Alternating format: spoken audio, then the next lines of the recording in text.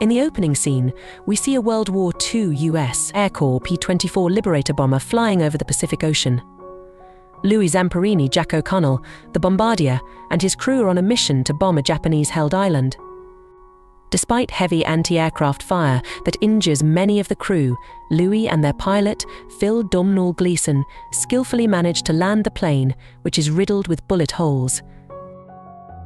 The story flashes back to Louis's childhood in Torrance, California, where he gets into trouble for defending himself against bullies.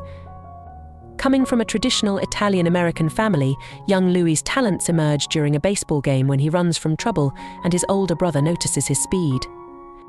He begins training Louis, who becomes the fastest runner in his high school's history and eventually competes in the 1936 Summer Olympics in Berlin, Germany. Although he finishes last in his race, Louis sets an American record with a remarkable final lap. Back in the present, Louis and his crew are stationed in Hawaii, awaiting reassignment after their plane is damaged.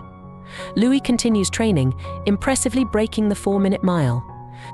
Soon Louis, Phil, and another crew member, Mac Finn Whitrock, are sent on a mission to locate a lost aircraft and crew. They are given a notoriously defective B-24. The plane experiences mechanical failure and crashes into the ocean, killing 8 out of 11 men. Louis, Phil, and Mac survive and drift on lifeboats. Stranded at sea, the trio faces starvation and dehydration. They ration their limited supplies of chocolate and water. On the 3rd day, a plane flies overhead, but their attempts to signal go unnoticed. Their dire situation worsens with each passing day. They are bitten by insects, scorched by the sun, and become increasingly weak. They manage to catch an albatross, but its meat makes them sick. They then use it as bait to catch fish, which they eat raw. Sharks circle their raft, but the men fight them off. During a rare rainstorm, they collect fresh water, which lifts their spirits. Louis makes a promise to God that he will dedicate his life to him if he survives. After 29 days adrift, another plane flies by, and they fire their flare gun in desperation. The plane circles back, but instead of rescuing them, it opens fire. Louis and the others dive into the water to evade the bullets, fighting off sharks. The plane eventually departs, and the men patch their raft. Nearing 50 days, Mac succumbs to starvation, and Louis and Phil hold a burial at sea. Shortly after, a Japanese ship captures them, marking the end of their time at sea, but the beginning of a brutal captivity.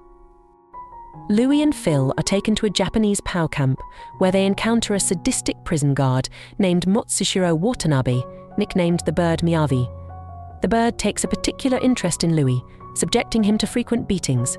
Life in the camp is harsh, with the prisoners forced to do hard labor and endure humiliating treatment. One day, Louis is made to race a young Japanese soldier, but collapses due to exhaustion and malnutrition, prompting another beating from the bird. Louis is given a chance to broadcast a message home, telling his family he is alive and treated fairly. They hear this in California, bringing them some relief. However, when Louis is asked to make a propaganda statement supporting Japan, he refuses and is returned to the camp. The bird singles him out, forcing every prisoner to punch Louis in the face as punishment. Despite the beatings, Louis remains resilient, getting up after each blow. Later, the bird is promoted and transferred, leading to improved conditions for the prisoners.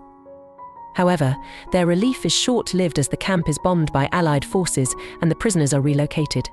Upon arrival at the new camp, Louis is horrified to find the bird has been reassigned there as well. The abuse resumes, with Louis forced to carry a heavy steel beam over his head. He holds it for hours under the threat of being shot if he drops it, inspiring his fellow prisoners with his resilience. The war finally comes to an end when the prisoners, bathing in the ocean, see Allied planes flying overhead. They realize they are free. Louis returns to the camp, where he finds a photograph of the bird as a child and feels disgusted. Louis is flown back to the US, where he is reunited with his family. The film concludes with real-life photos of Louis's return.